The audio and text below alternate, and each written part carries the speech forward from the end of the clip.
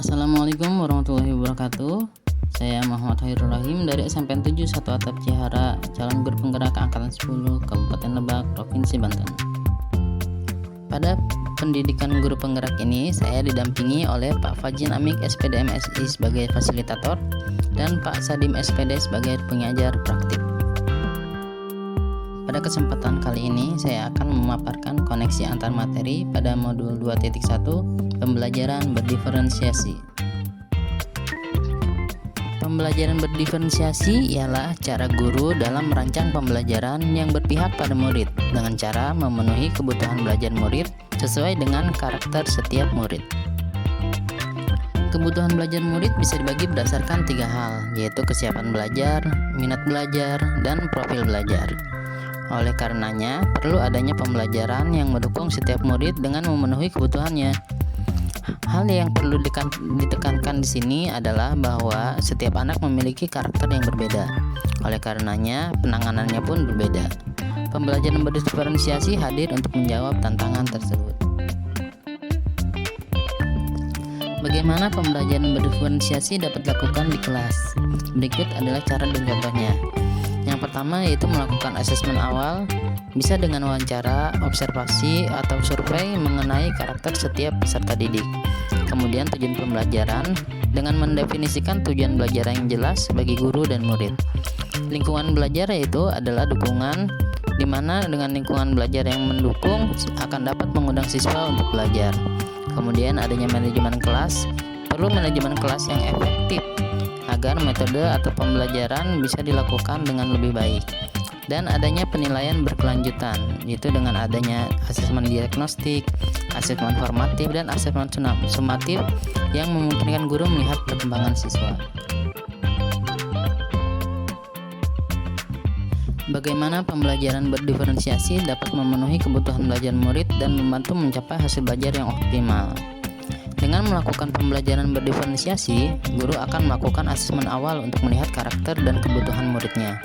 Selanjutnya, guru akan menyediakan konten pembelajaran, bantuan dalam proses pembelajaran, dan memberikan tugas berupa hasil karya maupun produk yang sudah disesuaikan dengan kebutuhan dan kemampuan setiap murid. Dengan begitu, mereka atau murid-murid dapat mencapai potensi belajar mereka secara optimal. Terdapat 3 kebutuhan murid yang perlu diketahui oleh guru. Yang pertama ada kesiapan belajar, yang kedua ada minat belajar, dan yang ketiga ada profil belajar. Yang pertama kesiapan belajar.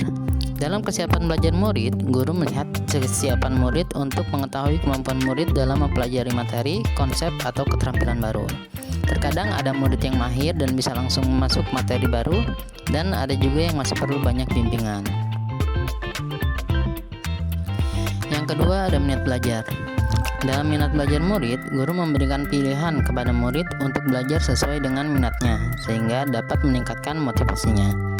Minat belajar murid sangat beragam, mulai dari minat membaca, minat menggambar, ataupun minat melakukan pergerakan. Yang ketiga, profil belajar. Dalam profil belajar murid, guru memberikan kesempatan kepada murid untuk belajar sesuai dengan gaya belajarnya, kecerdasan majemuknya, pengaruh budaya, dan juga lingkungannya. Hal yang mempengaruhi profil belajar bisa dari lingkungan, budaya, kebiasaan, gaya belajar, maupun bakat alami atau kecerdasan majemuknya.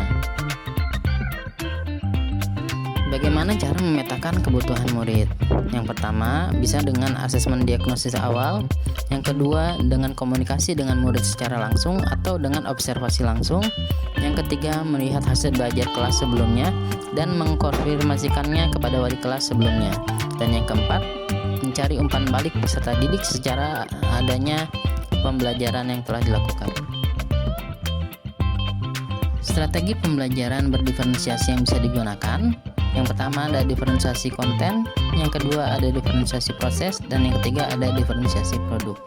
Cukup 1 atau kombinasi 2 dari 3 hal tersebut, itu sudah termasuk pembelajaran berdiferensiasi.